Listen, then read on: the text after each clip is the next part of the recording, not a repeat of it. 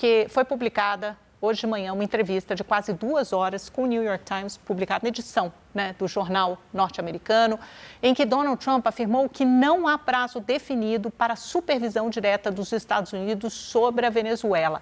Só o tempo dirá, disse o líder americano ao ser questionado sobre a duração do controle americano. Segundo Trump, a estratégia passa por usar o petróleo da Venezuela como eixo da reconstrução e do financiamento do país. Ainda nessa entrevista, Trump declarou que pretende reconstruir a Venezuela de uma forma muito lucrativa, citando a ideia de usar e importar petróleo, reduzir preços e destinar recursos ao país, que, segundo ele, precisa desesperadamente desse dinheiro.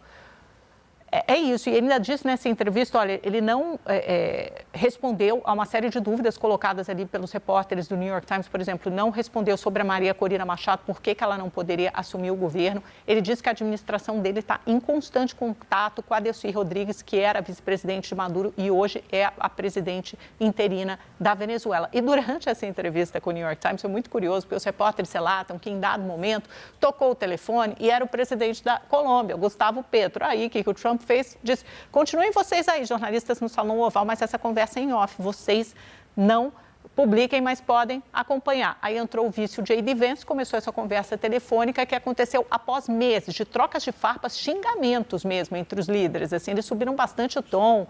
O Gustavo Petro chegou a ter o visto, está com visto suspenso, ele não pode entrar nos Estados Unidos porque participou de uma manifestação, de um protesto pró-Palestina na última vez em que esteve em Nova York. A situação ficou ainda mais tensa no último domingo, quando Trump afirmou que uma nova operação militar, dessa vez contra a Colômbia, soava bem, entre aspas. Esse foi o termo usado por Trump.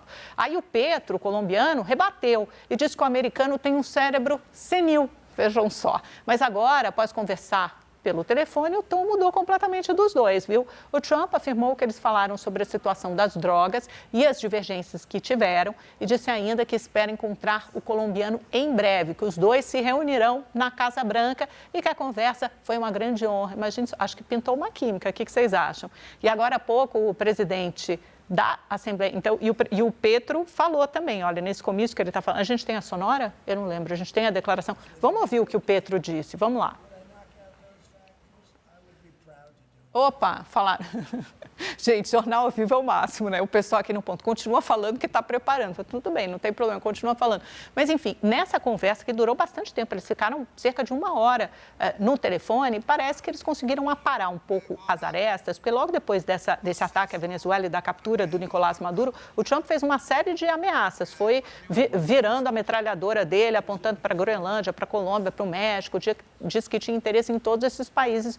E o Petro respondeu também subindo o tom. Mas depois dessa ligação, aí mudou completamente a relação entre os dois. Agora sim, vamos ouvir.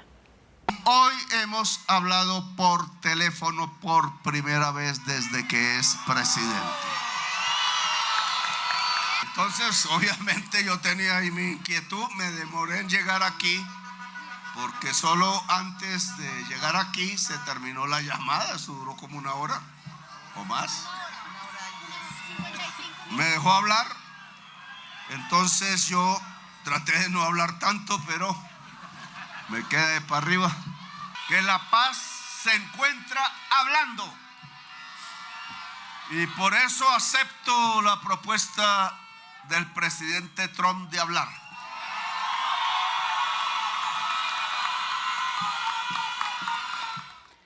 Bom, então já vimos aí que mudou completamente. Agora Gustavo Petro pintou um clima, pintou uma química boa entre Trump e Petro e o tom dos dois mudou. Agora, outra mudança que acabou de acontecer é que o presidente da Assembleia Nacional da Venezuela, se não me engano, é o Jorge Rodrigues, mas a gente vai conversar agora com o nosso analista de internacional, o Renato Machado, que vai contar essa história para a gente. Mas ele anunciou a libertação de presos políticos como um gesto de paz.